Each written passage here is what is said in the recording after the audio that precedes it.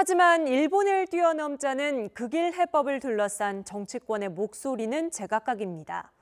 여당은 야당을 향해 정부 대책을 비판하는 이른바 팀키를 중단하라고 지적했고, 야당은 오히려 정부와 여당이 철없는 친일 프레임을 씌우고 있다고 맞서고 있습니다. 차정윤 기자입니다. 추경안 표류 90일째, 이낙연 총리는 국회의 추경안 심사 지연에 대한 참담함을 감추지 못했습니다.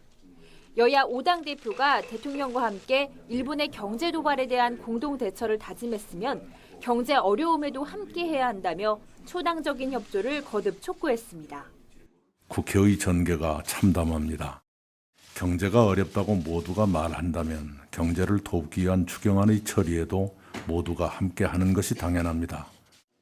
하지만 여야는 정부의 일본 무역보복 대책 대응을 놓고 여전히 날카롭게 대립하고 있습니다.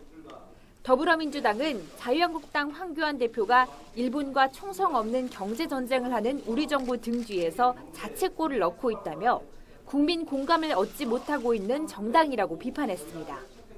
황교안 대표는 정부의 대응이 구한말 세국 정책과 같다고 비난했습니다.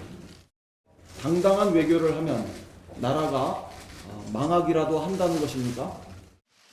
이에 대해 한국당은 청와대가 극일 해법도 모르고 우왕좌왕하고 있고 특히 정부가 준비한 추경안과 대일본 대응의 문제점에 대한 정당한 지적을 친일로 몰아가려 한다고 일침을 가했습니다. 철없는 친일 프레임에나 집착하는 어린애 같은 정치, 이제 그만 멈추고 제발 현실을 직시하길 바랍니다.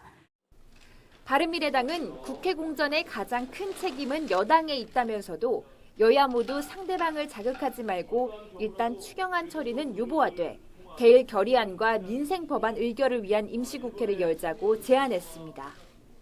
일본의 수출 규제 철회 촉구 결의안과 민생 법안 처리를 위한 임시국회부터 소집하는 것도 하나의 방법이 될 것입니다.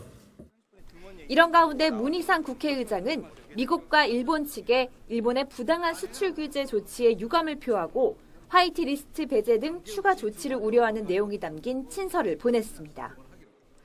이와 함께 여야 의원 7명으로 구성된 국회 대표단은 내일부터 미국 워싱턴을 방문해 일본 수출 규제 조치의 부당성을 알리는 초당적 의원 외교 활동에 나섭니다.